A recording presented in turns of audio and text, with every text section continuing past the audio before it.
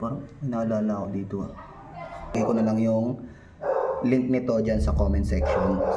Okay na okay talaga. Napakaangas. Dalawa nga pala guys yung binili ko.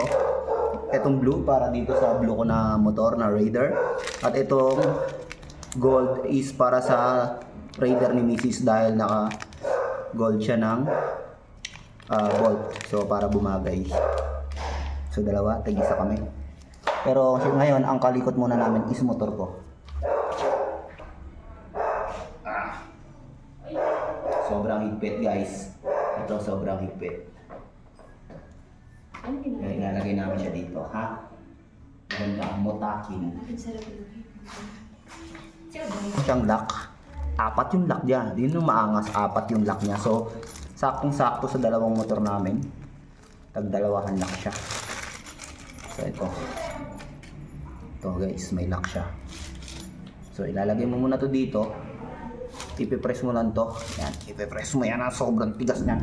So, kailangan natin gumamit ng pliers or long nose. Ipipress mo yan. Ipapasok to dyan. Then, ito, ipapasok to dito. Para maipasok mo yan, kailangan mong i-press to ulit. Iusog mo pa siya. Tapos pag naipasok mo na to dyan, saka mo ibabalik to. Ingat lang guys dahil pumipitik to.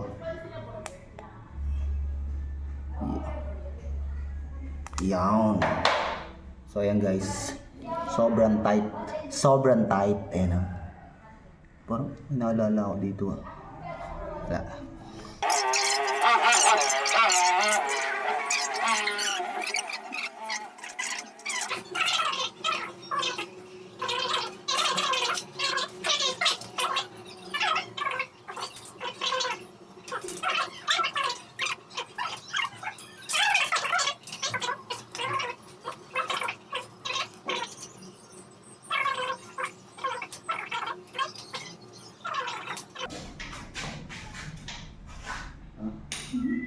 Ano ko ba?